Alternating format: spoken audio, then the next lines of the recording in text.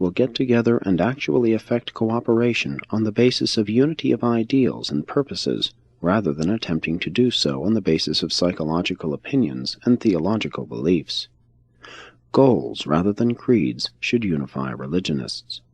Since true religion is a matter of personal spiritual experience, it is inevitable that each individual religionist must have his own and personal interpretation of the realization of that spiritual experience. Let the term faith stand for the individual's relation to God rather than for the creedal formulation of what some group of mortals have been able to agree upon as a common religious attitude. Have you faith? Then have it to yourself. That faith is concerned only with the grasp of ideal values is shown by the New Testament definition, which declares that faith is the substance of things hoped for and the evidence of things not seen. Primitive man made little effort to put his religious convictions into words. His religion was danced out rather than thought out. Modern men have thought out many creeds and created many tests of religious faith. Future religionists must live out their religion, dedicate themselves to the wholehearted service of the brotherhood of man.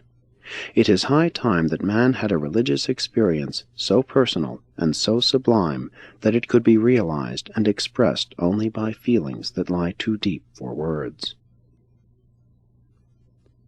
Jesus did not require of his followers that they should periodically assemble and recite a form of words indicative of their common beliefs.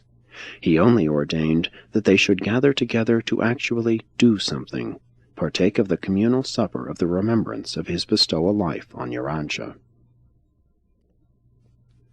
What a mistake for Christians to make when, in presenting Christ as the supreme ideal of spiritual leadership, they dare to require God-conscious men and women to reject the historic leadership of the God-knowing men who have contributed to their particular national or racial illumination during past ages.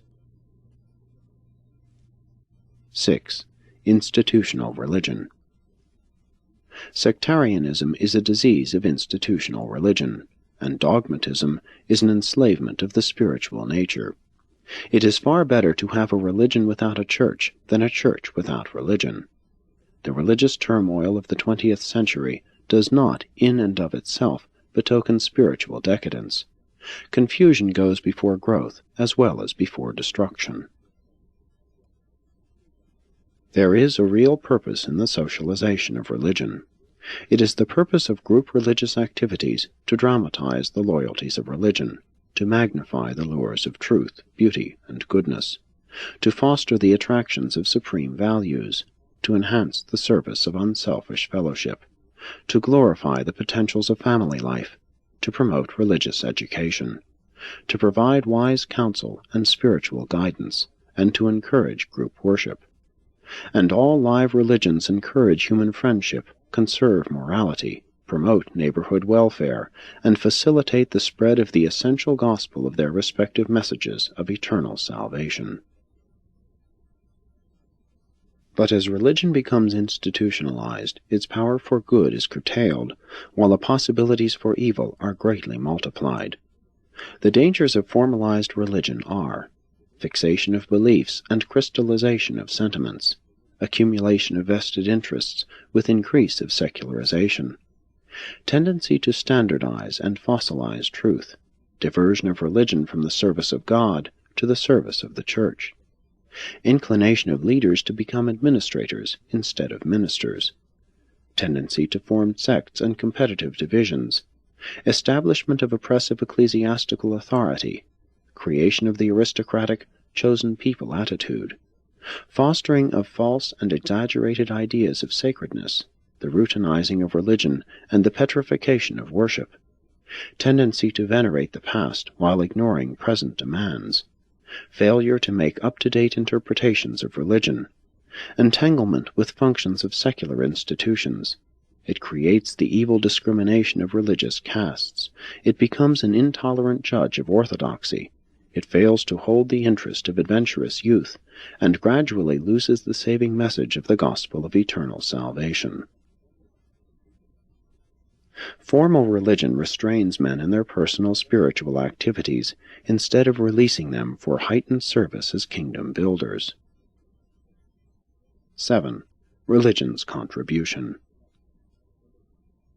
Though churches and all other religious groups should stand aloof from all secular activities, at the same time religion must do nothing to hinder or retard the social coordination of human institutions.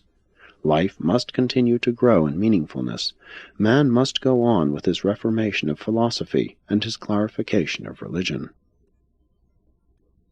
Political science must effect the reconstruction of economics and industry by the techniques it learns from the social sciences and by the insights and motives supplied by religious living. In all social reconstruction, religion provides a stabilizing loyalty to a transcendent object, a steadying goal beyond and above the immediate and temporal objective. In the midst of the confusions of a rapidly changing environment, mortal man needs the sustenance of a far-flung cosmic perspective. Religion inspires man to live courageously and joyfully on the face of the earth. It joins patience with passion, insight to zeal, sympathy with power, and ideals with energy. Man can never wisely decide temporal issues or transcend the selfishness of personal interests unless he meditates in the presence of the sovereignty of God and reckons with the realities of divine meanings and spiritual values. Economic interdependence and social fraternity will ultimately conduce to brotherhood. Man is naturally a dreamer, but science is sobering him so that religion can presently activate him with far less danger of precipitating fanatical reactions. Economic necessities tie man up with reality, and personal religious experience brings this same man face to face with the eternal realities of an ever-expanding and progressing cosmic citizenship. Presented by a Melchizedek of Nebadon.